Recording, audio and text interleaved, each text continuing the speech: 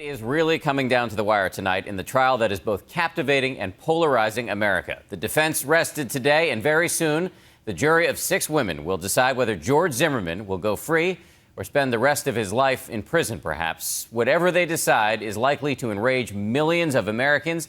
Police in Florida are bracing for the worst, and ABC's Matt Gutman is on the story. Have you made a decision as to whether or not you want to testify in the case? I object to that question. I think that's Mr. Overruled. Tensions boiled over in court today as Judge Deborah Nelson demanded that George Zimmerman answer the question on everyone's minds for months. Will he finally take the stand in his own murder trial? Mr. Zimmerman, have you made a decision as to whether or not you want to testify in this case? No, not at this time. Okay. Later in the day, she asked again. Finally, he gave his answer. And what is your decision, sir?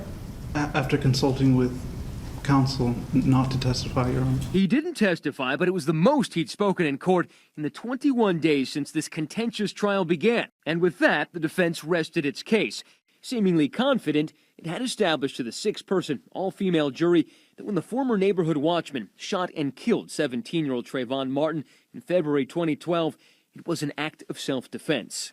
The jury's already heard him give his version of events, right? So it doesn't make a lot of sense for him to get on the witness stand. The jury's not going to hold it against him if he doesn't. In a dramatic day in court, the prosecution presented a mannequin during the questioning of defense witness Dennis Root, a law enforcement officer. Were you aware that the defendant described to his best friend that when he slid down, the defendant slid down, that Trayvon Martin was up around his armpits? Were you aware of that? No, I've not heard that. No, sir. Curious, jurors and even the defense team craned their necks to see. Some even stood up. Okay, well, where would the gun be now? Now the gun would be behind your left leg. Okay. Then the defense had its turn at show and tell. May I use your dog for a moment? Of course. The defense claims Zimmerman shot Martin in self-defense as the 17-year-old pounded his head into the pavement. Were the injuries on Mr. Zimmerman's back of his head consistent with someone doing this on cement? I don't think so. How about this? How about somebody resisting the attempt? The injuries, the 2 lacerations, could that have come from cement?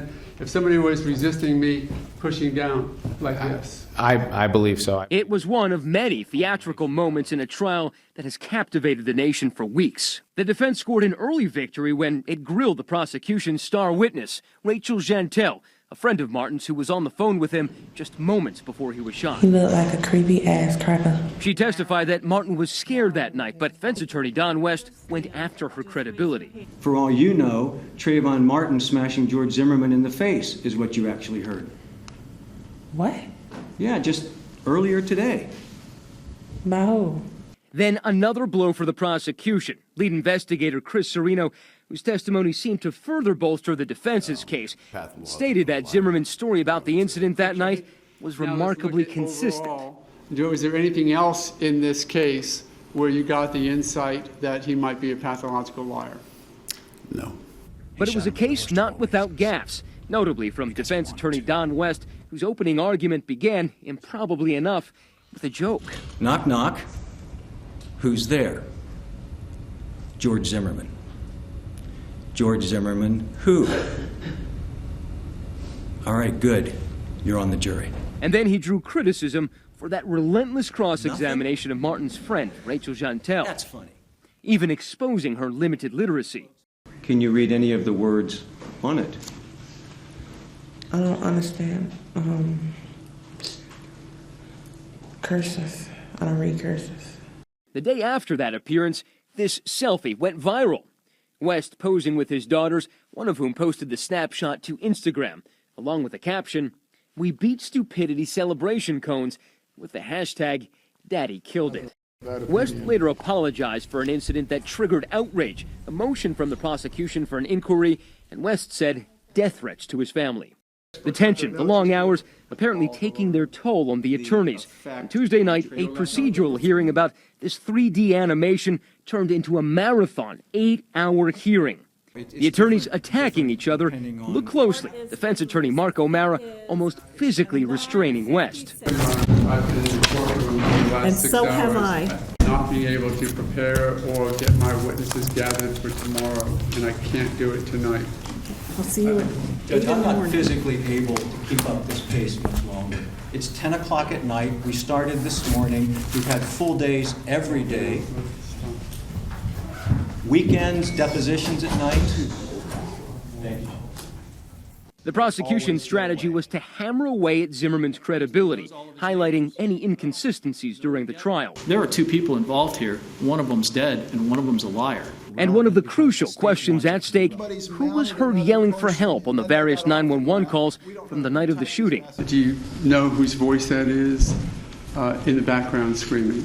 Yes, definitely. It's Georgie. The defense called a parade of witnesses, friends of George Zimmerman, to the stand. All of them said they could make out the same voice. I thought it was George. There's absolutely no doubt in my mind that is George Zimmerman. And I wish to God I did not have that ability to understand that. But the jury also heard emotional testimony from Trayvon Martin's parents who disagreed. Who do you recognize that to be, man? Trayvon Benjamin Martin. I was listening to my son's last cry for help.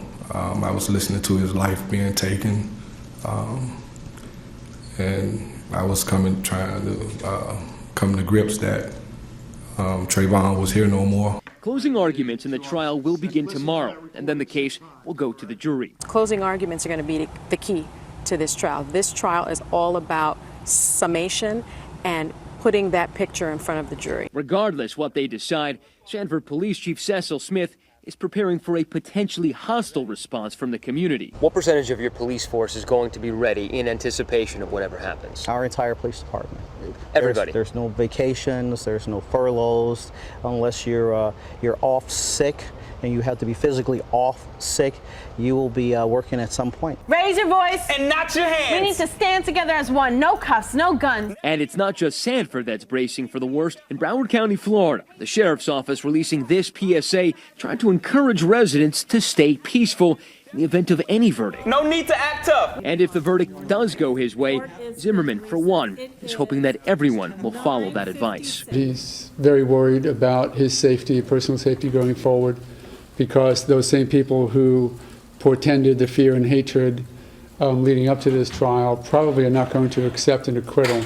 I'm Matt Gutman for Nightline, ABC News in Sanford, Florida.